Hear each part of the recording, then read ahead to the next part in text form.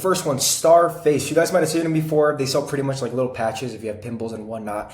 Really cool brand. So first one I wanted to go through is this little fun infographic where you say, okay, here's the problem you have and here's the product that helps that problem, right? So for them, as I mentioned, kind of patches if you have pimples and whatnot. So for them, they're like, if you have like a juicy looking pimple, you use the Hydro Star. If you have maybe something like that's dry or flaky, you use a Recovery Star. If you have something that's like surface level, right, just like right on your skin, you could use either the Hydro Star or the XL Big Star. Now, the main point about this, it's not necessarily that, oh, I'm going to buy this one, which could happen, right? People could say, I actually have a need for this, maybe I have pimples or whatever, and I could buy it. But more than anything, you're allowing people to understand what your product does and what it helps with, right? So if I'm a first time buyer, I may just subscribe to to the newsletter saying it's a cool brand. I don't have pimples right now or have little, but maybe in the future I might need some. I'm already knowing, okay, so that they help people that have acne about juicy pimples, dry or flaky pimples, clogged, or just like the face,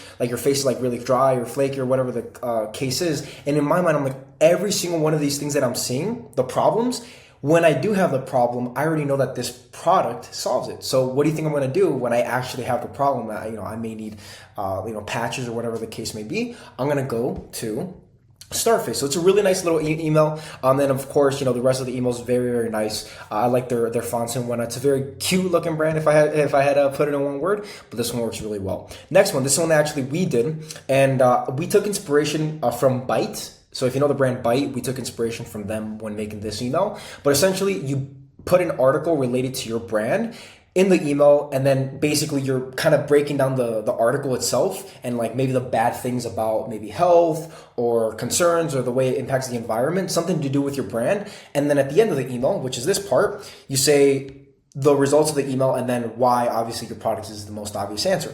So if we go through it, artificially dyed snacks. Now obviously Brothers Nuts is not artificially dyed, so that's why we chose it. Aren't so bad, cross that out because it is.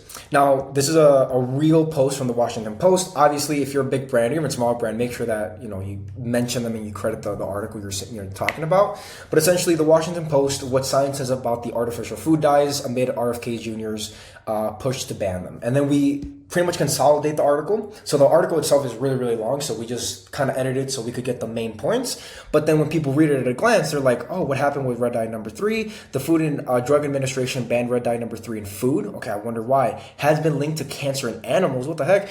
Research suggests a link to thyroid cancer. So already people are like, oh, what the heck?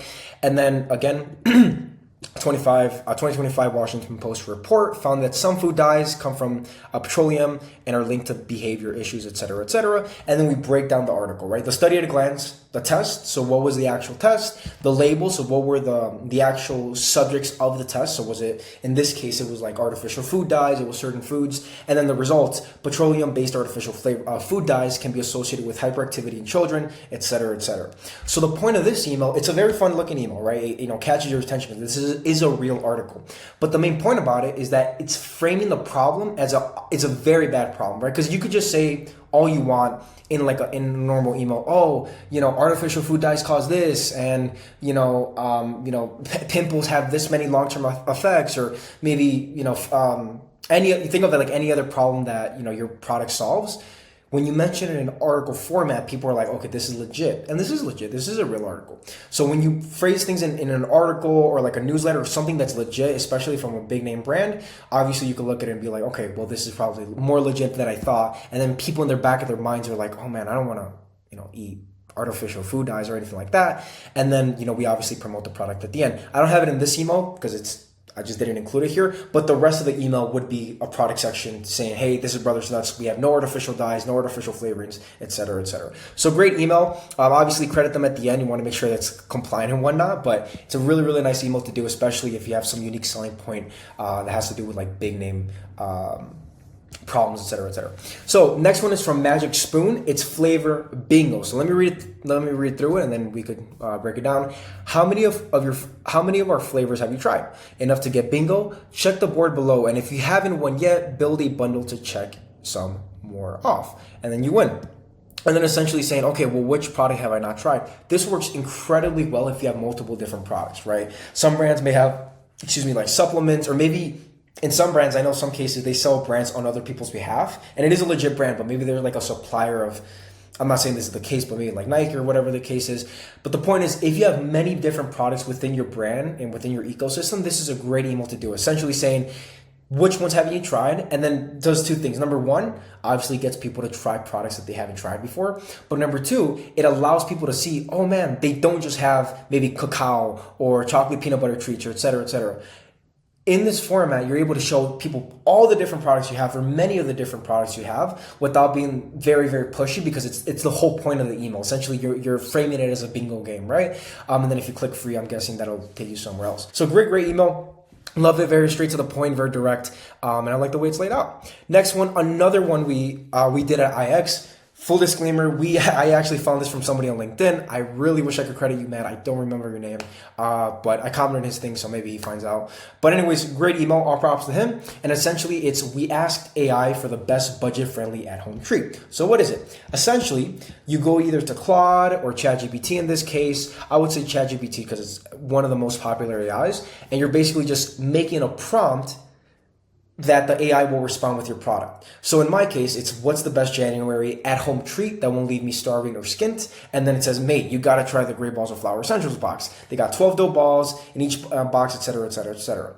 Now, the reason this works so well is, again, every single email that you're seeing here stands out. It's not like a typical feature or benefit thing where you're talking about the benefits of your product or your unique selling points directly. Maybe you have an email like the article one where it indirectly talks about it, or this one, like that's another great one from Starface. But the biggest things here is they're presented in a more natural and fun way. Again, they're fun emails to take inspiration from. So this one, the way you do this on your own end is you basically go to your ChatGPT or your Claude or whatever the case may be, and you're like, hey, I'm going to prompt you with a certain prompt, and I want you to respond this way. And then you keep doing that. You keep iterating and say, okay, I want to add images. I want you to talk about this specific product. And then with this specific product, I want you to mention these three things. And then you present it. Now, if people research this on their own, they might actually get your brand if they prompted exactly the same. But the point is, you're kind of making a prompt within the email, right? And at the end, you can't see it here, but there's a shop now button, so we would just add that. And that's pretty much it. Very, very fun email. You ask AI, and it stands out in people's email inbox, I guess. Next one, Breeze, however you pronounce it. This is a very fun one. So instead of, because the other three kind of somewhat talk about the product, obviously not directly for this one, but to some extent, you're showing the products, you're explaining what it is. But this one was sent on December 31st, and it's from Breeze, and it's essentially saying it's the 2025 recap. So it's a great email to do halfway through the year, a quarter into the year, or especially at the end of the year, where you can just recap the entire year. So think 2026, I'm going to make an email that recaps the entire year in length. And for them, they did, okay, we sold 12.9 million cans. We got in 6,500 retail locations, right? We got 50 million social media views. And you break it down like this. And at the end, big moments. Here you could link it either directly to maybe an Instagram post, a Facebook post, or maybe just pictures of, exciting things you did in the year. And then kind of like summarizing it, right? Launch 7 new feel-good tonics. That's a lot. Launch at Sprouts. That's crazy. Featured in Rolling Stone, Forbes, and Vice. And then official functional beverage partner at Daybreaker. So great email. I actually seen a lot of different brands do this as well. It's not just Breeze or Brez. So it's a very, very fun format. You can search it up on mill.com. Because about half of these emails I got from Milled, and it's a great email to do if you're at the end of the year or even halfway through the year. So 2025 recap, do it for your own brand, and again, don't look essentially for sales more than anything, but just look to build your brand. A lot of these emails you may not make. If your average is like $2,000 per campaign, this may make like $1,500, but it's going to help the other campaigns because it's a real brand. I'm not just getting promotional emails. I'm getting funny emails as well. Next one, this one we also did. This is from IX. Which Yon Man are you? Which grooming path are you on? Follow the flow to upgrade your routine. And it's a very fun little quiz. So it's like, are you a man? No. Then why are you here? Obviously, because it's this brand is for men only. Want to look your best? Yes. And then we link them directly to the perfection stick, right? And it's like, well, no. Are you craving a fresh glow? Yes. And then some emails you can't see the products, but here's a real product, and then they click here and it's the CTA, and it's like, well, I'm not craving a fresh glow. I do want to look my best. Tired of dark circles? Yes, you go here. If you're not, then you go straight to the gel moisturizer, right? So it's a very fun email. You just pretty much say, do you want this? Yes or no. If it's yes, go to this product. If it's no, go to this product. And then from here, are you X, Y, do you ask a question, yes or no? And if it's yes, go to this product. And if not, go to this product. It's a very fun email. More than anything, it promotes different products. And again, one of the main things is, even though you're not being super direct about like, okay, like these are the craziest unique selling points, the point is you're showing people what the products do. And especially if maybe you have like, I know some brands have a problem of like, they want to expand their presence to other products. So for example, if you sell product number A 70% of the time, but you have product number B, C, and D that you only sell 30% of the time, a lot of people in your list, they may want product B, C, and D, but you're just not showing them, or you're not showing them the benefits that they'll have. So when you have an email in this type of format, clearly stating, hey, this product is for this problem, this product is for this problem, and especially all underneath the umbrella of your brand, they're going to be a lot more likely to be like, you know what, let me give it a shot. Let me click on the landing page. So it's a great email to do in your inbox. And the last one I wanted to point out, very fun email, very sussy. But Dude Wipes, as care is self-care. Let me go ahead and read it for you. I love Dude Wipes emails. I think they kill it with them. Dry January is for your gut, not your butt. Between cold weather, dry air, and office bathrooms with sandy to apply, it's a hostile environment down there. That's why Shea Butter Smooth Wipes come in, or Shea rather. They hydrate your whole while soothing ingredients so you can guide through the day. It's basically skincare for down there. Grab a pack and thank us later. Now, the fun thing about this email, it's like every email has a point, right? The first one is like a little graph. The next one's an article. You got bingo. You got AI. You got end of your recap. You got kind of like a quiz game. Here, more than anything, it's a holiday email, kind of. When I put it internally, whenever we make emails, we frame it both as seasonal and holiday emails, so they're the same.